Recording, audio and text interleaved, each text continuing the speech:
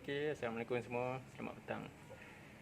Hari ni Ramadan terakhir Besok hari Ahad. Jadi kita akan beraya lah insya-Allah. Baru lepas bersihkan filter aircon, habuk penuh. Bukan aircon kereta, aircon rumah.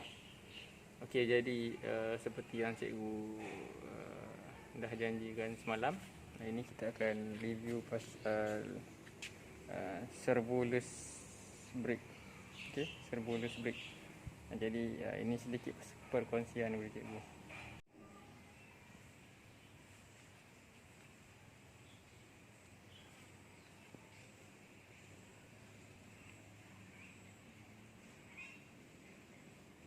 Okey, jadi hari ni ada masa sikit, jadi cikgu akan review sikit lah pasal servoless brake. Okey, sebab semalam video kita tak dapat nampak sangat sebab gelap kan malam. Okey, jadi ni clear sikit lah clear sikit. Jadi sekejap cikgu letak dekat mana senang sikit.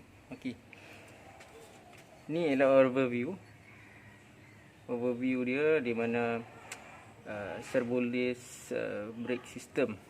Okey, sebab apa kita cakap dia servoless?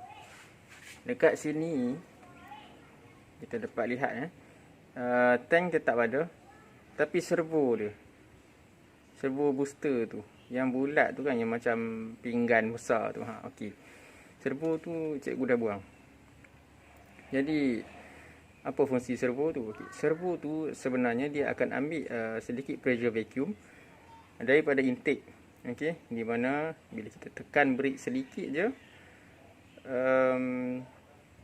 dia akan bagi bantuan. Maksud dia akan menggunakan tenaga daripada vacuum intake tu untuk menolong kita memberhentikan kenderaan. Okay, nak stop lah, kita tekan sikit brake, kita dah makan. Okey, dan sistem ni cikgu buang. Kita buang brake booster tu. Okey, brake booster tu kita dah buang. Okey, bila kita buang, apa kebaikannya buang ni? Tak bahaya ke? Okey, kita kena tahu macam ni. Bila dalam perlombaan, okey, kadang-kadang bila kita tekan brake, kalau pressure kaki kita tu agak kuat, kemungkinan kebarangkalian untuk brake lock tu sangat tinggi. Brake lock tu jadi waktu kita tengah laju, contoh tiba-tiba kita tekan brake terlebih sikit daripada kebiasaan yang kita tekan, maka apa jadi? Brake lock. Bila brake lock jadi, tayar kita ni dia terkunci. Memang dia tangkap, tapi dia terkunci. Bila dia terkunci, kereta tu terseret. Kebayangkan kalau dah hujung tu dah corner 70 meter tak akhir, 50 meter tak akhir, speed pula dalam, kita cakap dalam 170, 180, brake terlock, tayar dah berhenti tapi kereta masih sliding. Bayangkan apakah nasib pelumba tu. Kat situ.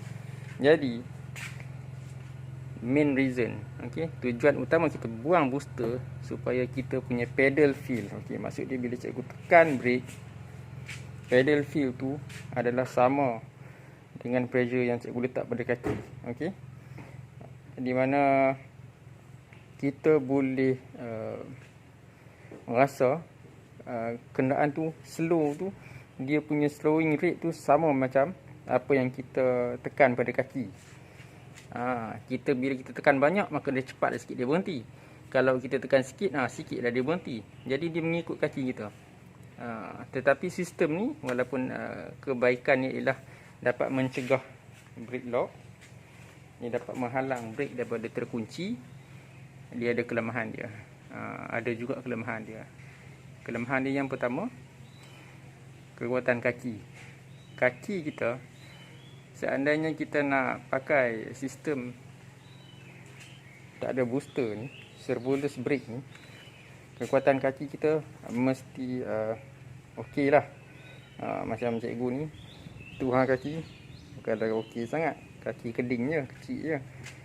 Tapi kalau kita rasa power kaki kita tu tak cukup, kita kena match dengan menggunakan master pump yang sizing dia sesuai. Sesuai dengan apa? Sesuai dengan pressure kaki. Okey, kita tak boleh pakai kecil sangat. kecil sangat dia punya, kita nak rasa pedal feel pun nanti susah. Besar sangat tak boleh, nanti dia akan lag. Okey, nanti bila dia lag memang problem. Kita tak dapat jangka dekat mana dia nak break. Ini adapter. Okey, ni sebagai tambahan lah. Adapter ni ialah satu adapter custom yang kita buat untuk gantikan supaya tapak dia dapat tolak sikit ke sini. Sebab kita tak nak melekatkan ni dekat firewall kan. Jadi clearance ni pun pendek. Okey, brake booster. Dia jalan daripada master pump ni. Ni punya brake servo. Turun terus direct pergi ke 4 tayar. Jadi dekat dalam ni macam mana? Macam mana dekat dalam ni? Okey. Dekat dalam sistem dia dah jadi sangat simple. Okey, ini ialah pedal brake. Naik ke atas ni, dia ada satu shaft kat sini. Memang manual habis lah. Shaft ni yang akan menekan master pump tu.